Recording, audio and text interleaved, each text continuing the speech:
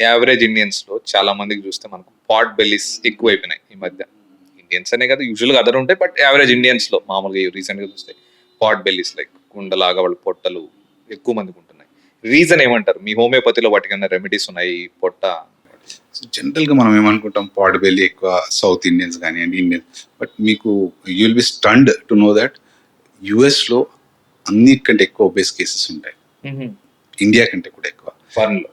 So అది pot belly అనేది ఒక రేస్ కి సంబంధించింది, ఒక స్టేట్ కంటే అట్లా చెప్పడానికి ఉండదు. బట్ ఇది జనరల్ గా ఎందుకు వస్తుందంటే ఎక్కువగా కార్బ్స్ అంటే వైట్ రైస్ కానివ్వండి, వైట్ బ్రెడ్ కానివ్వండి, ఇంకోటి ఫర్ ఎగ్జాంపుల్ మీకు ఏమైనా bad habits like alcohol, fried preparations, fatty foods ఇవి తినడం వల్ల వస్తుంది. కానీ ఇది చాలా రిస్కీ కండిషన్, ఎందుకంటే సెంట్రల్ ఒబేసిటీ అంటే మన పొట్ట చుట్టూ ఉండే ఫ్యాట్ ఉంటుంది కదా, ఓకే. అది మన డిసీజెస్ కి root cause. Like for example ఎప్పుడన్నా కూడా పొట్ట చుట్టూ ఫ్యాట్ ఉంటే 3 కండిషన్స్ రావడానికి ఛాన్స్ ఉంటుంది. ఫస్ట్ బీపీ, తర్వాత షుగర్, తర్వాత కొలెస్ట్రాల్, కొంతమందిలో థైరాయిడ్ కూడా రావచ్చు. So we call them 3 best friends. Diabetes, hypertension and మీకు కొలెస్ట్రాల్.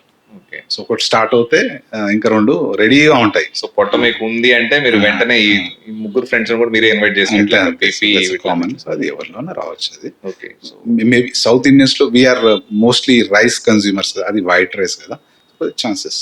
హోమియోపతిలో ఏమైనా రెమెడీస్ ఉన్నాయా ఈ పాట్ బెల్లిని తగ్గించుకోవడానికి? సో జనరల్ గా ఏంటంటే ఇది బెల్లిని తగ్గించడానికి సపరేట్ గా మెడిసిన్స్ అంటూ ఏమి ఉండవు.